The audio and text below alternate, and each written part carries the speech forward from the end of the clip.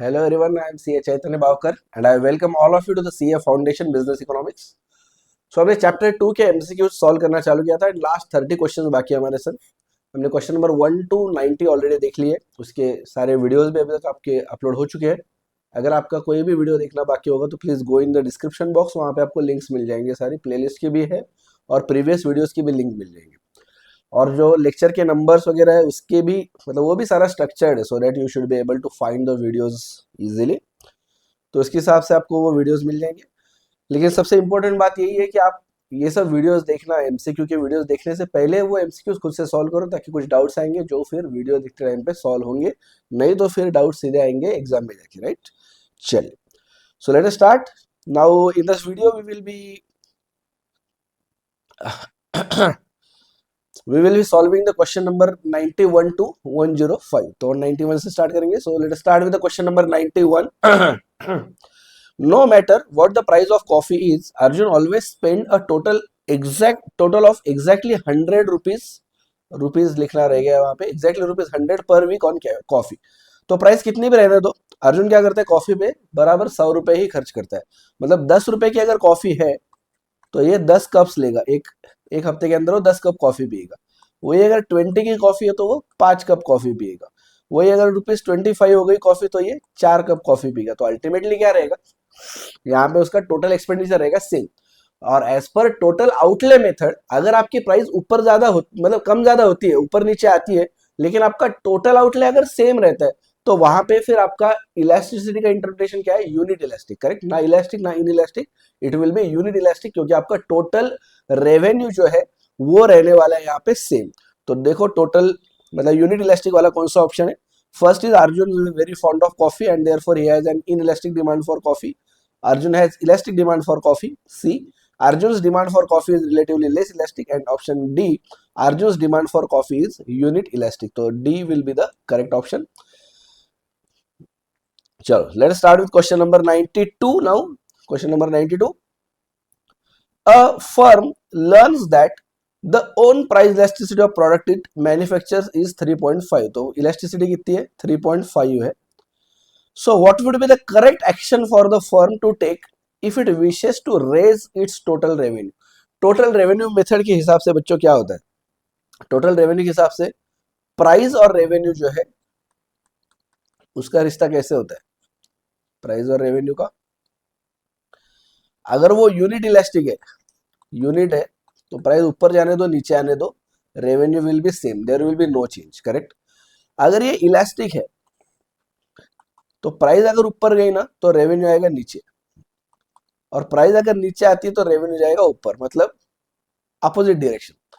और अगर ये इन इलास्टिक होगा ना, इन इलास्टिक, तो प्राइस अगर ऊपर गई तो एक्सपेंडिचर मतलब रेवेन्यू भी बढ़ेगा, प्राइस अगर नीचे आ गई तो रेवेन्यू भी कम होगा। This is the relation, correct.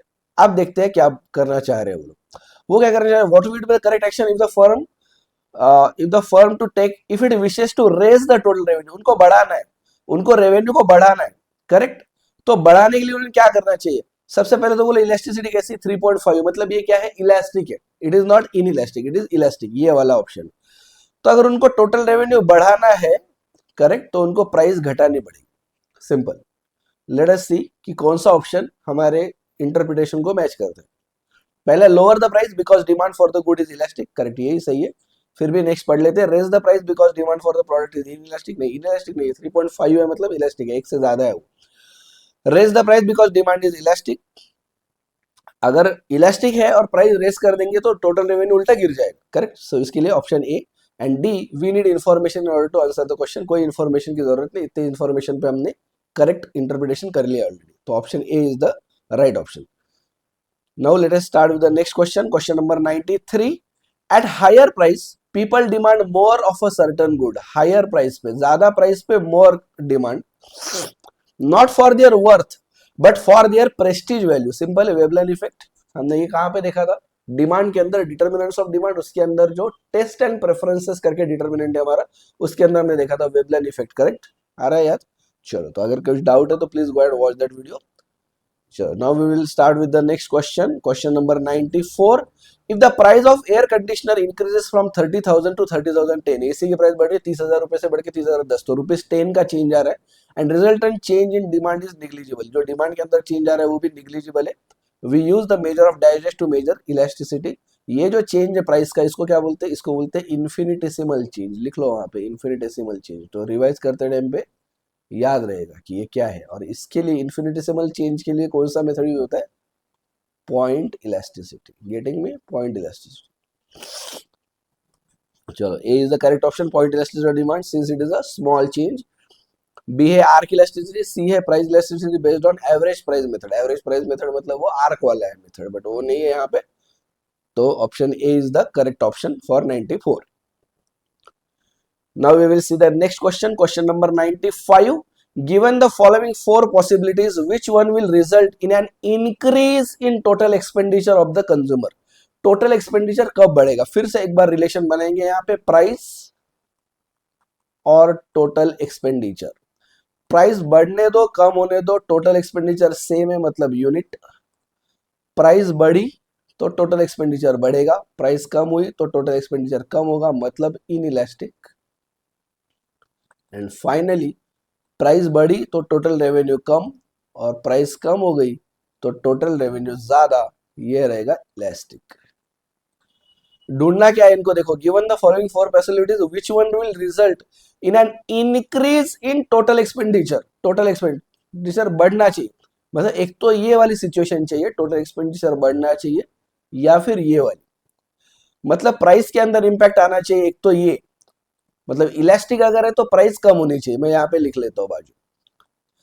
और इन इलास्टिक अगर है ना तो प्राइस बढ़नी चाहिए. सिंपल. ध्यान में आ रहा है आपको? यहाँ पे मैं लिख रहा हूँ साथ साथ में. तो इन इलास्टिक अगर है तो प्राइस बढ़नी चाहिए, इलास्टिक है तो प्राइस गिरनी चाहिए. This is our answer. अभी हमको देखना है कि हमारे आंसर के साथ में कौन सा ऑप्शन मैच करता है. देखो, demand is unit elastic. Unit के अंदर तो टोटल एक्सपेंडिचर बढ़ेगा ही नहीं, तो इसके लिए ये गलत है. डिमांड इज इलास्टिक, हाँ ये इलास्टिक वाला. एंड प्राइस राइजेस, हमको चाहिए इलास्टिक के केस में प्राइस कम हो जाए, यहाँ पे बढ़ रही है मतलब ये भी गलत. Demand is inelastic and price falls. In elastic के केस में अपने को चाहिए कि डिमांड इन इलास्टिक है तो अपने को चाहिए प्राइस बढ़े, बट यहाँ पे तो वो कम हो रही है, तो ये भी नहीं है.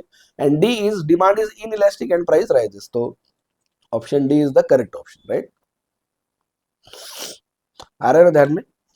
और यही सही तरीका है.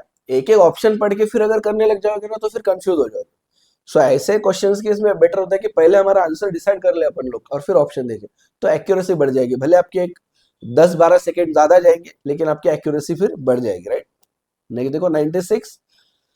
The supply curve shift to the right because. Supply curve shift to the right मतलब सप्लाई बढ़ने वाला है. क्यों बढ़ने वाला है? प्राइस, ये जो डिटर्मिनेंट है सप्लाई का, ये छोड़ के बाकी कोई भी डिटर्मिनेंट की वजह से अगर सप्लाई बढ़ता है तो उसको बोलते हैं supply curve shift towards right. देखते हैं क्या है. इंप्रूव टेक्नोलॉजी, ये भी करेक्ट है. Increase price of factors of production, ये गलत है क्योंकि कॉस्ट बढ़ेगी तो सप्लाई कम हो जाएगा क्योंकि प्रॉफिट चेंज कम हो जाएगा. इंक्रीज एक्साइज ड्यूटी, फिर से आपकी कॉस्ट बढ़ जाएगी तो प्रॉफिट कम हो जाएगा, ये गलत है. तो दो अगर गलत है तो ऑल ऑफ द अबव का ऑप्शन ही नहीं है, तो option A is the right option. Question number 96 option ए.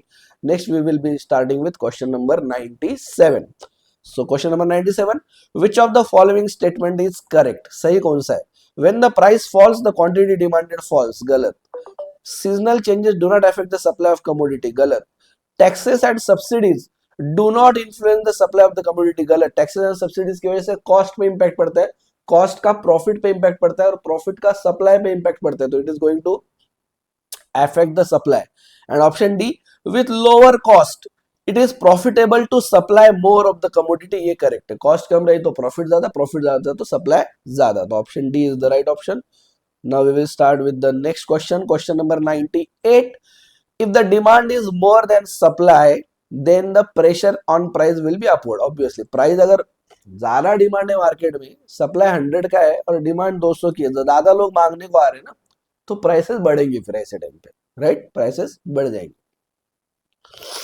और वही अगर सप्लाई ज्यादा होता तो फिर प्राइसेस कम हो जाते. मार्केट में खरीदने को आ रहा है एक बंदा, बेचने को 100 खड़े, तो क्या हो जाएगा? उनके बीच में कंपटीशन लग जाएगी. मेरे से 100 में लो, दूसरा बोले मुझसे 90 में लो, तीसरा बोले मुझसे 80 में ले लो, 70 में ले लो, 75 में ले लो, 65 में ले लो, 60 में ले लो. प्राइसेस गिर जाएंगे. वही अगर सप्लाई लिमिटेड है, डिमांड ज्यादा है, तो फिर यहाँ पे कंपटीशन हो जाएगी कंज्यूमर के बीच में कि मैं 100 में लेने को रेडी हूँ, दूसरा बोलेगा यार मुझे 120 में दे दो, तीसरा बोलेगा मुझे 150 में दे दो, 200 में दे दो। करेक्ट, गेटिंग मी?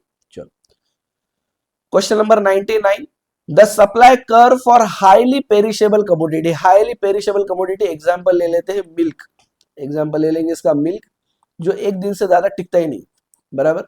ड्यूरिंग वेरी शॉर्ट पीरियड ये जनरली परफेक्टली इनइलास्टिक होगा इसका आंसर, क्योंकि इसको मैं समझाता हूं आपको। अगर मिल्क का मान लो प्राइस है 50 रुपए पर लीटर, ₹50 पर लीटर, कुछ रीजन की वजह से अगर अचानक से इसका प्राइस अगर ₹30 भी आ गया, तो भी इसका सप्लायर मिल्क का सप्लाई कम नहीं कर सकता, क्योंकि इसको पता है कि मैं अगर नहीं बेचूंगा तो दूध जो है वो खराब हो जाएगा 2-4 घंटे, 6-8 घंटे, या ज्यादा से ज्यादा 24 घंटे, उससे ज्यादा मैं उसको बचा के नहीं रख सकता। तो वो खराब हो जाएगा, तो मैं इसका सप्लाई कम करके मुझे कोई फायदा नहीं है, पूरा ही लॉस हो जाएगा। उससे बेटर कि मैं 30 में बेचूं। दूसरी पॉसिबिलिटी, अगर ये मिल्क एक दिन में अचानक से ₹100 पर लीटर भी हो गया, तो भी ये बंदा अचानक से सप्लाई नहीं बढ़ा पाएगा, क्योंकि ये गाय भैंस को थोड़ी बोलेगा यार प्राइस बढ़ गया अब ज्यादा दूध दे दो। जो जो कैपेसिटी वही देगा। तो प्राइसेस बढ़ भी गए तो सप्लाई अचानक से नहीं बढ़ा सकते, प्राइसेस कम भी हो गए तो सप्लाई अचानक से कम नहीं कर सकते। उसको अगर ज्यादा टाइम पता चल गया कि यार ये हमेशा के लिए प्राइस बढ़ गई, हो सकता है वो ज्यादा गाय भैंसे खरीद के लाए और सप्लाई बढ़ाए, या फिर उसको पता चल गया कि प्राइसेस कम हो गए अभी बढ़ने वाली नहीं है, तो वो गाय भैंसे बेच देगा और मिल्क बेचना बंद करेगा। That is possible, but that is possible in a short run या long run, but very short, एक दिन के अंदर ये पॉसिबल नहीं है। Correct. Let's see the next question, question number 100, supply is a digest concept, flow concept. ये हमने नोट्स में भी लिखा है, ये स्टॉक नहीं है, स्टॉक बिल्कुल नहीं है। स्टॉक मतलब वन टाइम होता है, फ्लो मतलब कंटिन्यूअस बेसिस पे, रोज सप्लाई करते हैं ना, रोज करते हैं, ऐसा नहीं कि एक बार करके रुक गए आप, राइट। तो it is a flow concept. Question number 101, the cross elasticity between rye bread and whole wheat bread is expected to be. ये क्या है? एक दूसरे के सब्स्टिट्यूट है। ये क्या है? एक दूसरे के सब्स्टिट्यूट। सब्स्टिट्यूट के केस में क्या होता है? रे ब्रेड की अगर प्राइस बढ़ गई इसकी, तो वो होल व्हीट ब्रेड की क्या हो जाएगी? डिमांड बढ़ जाएगी, मतलब ये पॉजिटिव। तो option A is the correct option. Next question number 102, the cross elasticity between personal computers and software. ये क्या है? कॉम्प्लीमेंट्री है, कॉम्प्लीमेंट्री। कंप्यूटर लगेगा तो इसके साथ में लगेगा आपको सॉफ्टवेयर, करेक्ट। इसके और में नहीं लगेगा, ऑब्लिक नहीं। कंप्यूटर लिया तो सॉफ्टवेयर चाहिए चाहिए। तो कंप्यूटर की अगर प्राइस बढ़ गई तो कंप्यूटर की डिमांड कम हो जाएगी, और उसकी वजह से सॉफ्टवेयर की डिमांड कम हो जाएगी। तो यहाँ पे है negative. Correct, option C is the correct option. यहाँ पे रहेगी negative cross elasticity. Question number 103, the cross elasticity between bread and DVD. एक दूसरे का कोई रिलेशन नहीं। ब्रेड खाने के लिए, डीवीडी मूवीज देखने के लिए, एक दूसरे का कोई रिलेशन नहीं है। तो ब्रेड और डीवीडी के बीच का जो भी इलास्टिसिटी रहेगी वो जीरो रहेगी, जीरो, ना पॉजिटिव ना नेगेटिव ना one, it will be zero, क्योंकि कोई रिलेशन है ही नहीं। Next question number 104, which of the following statements is correct? With the help of statistical tool, the demand can be forecasted with perfect accuracy. ये कभी भी perfect accuracy के साथ forecast नहीं किया जा सकता। कुछ भी डेटा ले लो, कुछ भी कर लो, परफेक्ट भविष्यवाणी कोई कर सकता है कि इतनी ही डिमांड रहेगी? नहीं। एक अंदाजा दे सकते हो, परफेक्ट नहीं होगा, तो wrong. Option B, the more the number of substitutes of a commodity the more elastic is the demand. ये हमने पढ़ा है, कहां पे पढ़ा है? अगर याद नहीं आ रहा है आपको, तो डिमांड के अंदर इलास्टिसिटी, इलास्टिसिटी के अंदर ये रैशनल क्या, determinants of elasticity. Correct, determinants of elasticity अंदर ये देखा था हमने कि सब्स्टिट्यूट अगर ज्यादा है किसी कमोडिटी के तो इलास्टिसिटी ज्यादा होगी। अगर ये नहीं ध्यान में आ रहा है आपको कि क्यों ऐसा हो रहा है, तो please go and watch that video, simple, right. Question number 105, suppose the income elasticity of education in private school in India is 3.6, what does this indicate? 3.6 अगर है इलास्टिसिटी, तो इसका मतलब क्या है? Private school education is highly wanted by rich, private school education is necessity, private school education is luxury, we should have more private schools। तो option C is the correct option, क्योंकि 3.6 मतलब elasticity बहुत ज्यादा है। तो हमने ये पढ़ा था, इलास्टिसिटी जैसे जैसे बढ़ते जाती है, जब निगेटिव होती है इलास्टिसिटी तो इंफीरियर गुड्स होता है, राइट। फिर वो नॉर्मल पॉजिटिव जब आ जाती है तो क्या होता है? इनिशियली वो नेसेसिटीज, फिर कंफर्ट्स, और फिर उसके बाद में लग्जरीज। तो यहाँ पे क्या रहेगा फिर? Luxury, correct. चलो, so with this we have completed up to question number 105। 105 क्वेश्चन हमारे हो चुके हैं, and the remaining part is question number 106 to 120, and that will be covered in the next video. So अगला वीडियो जो रहेगा वो एमसीक्यूज का लास्ट वीडियो रहेगा, ठीक है। उसके बाद में हम चालू करेंगे नेक्स्ट चैप्टर, ठीक है। चलो मिलते हैं फिर नेक्स्ट वीडियो में, अभी के लिए बाय बाय।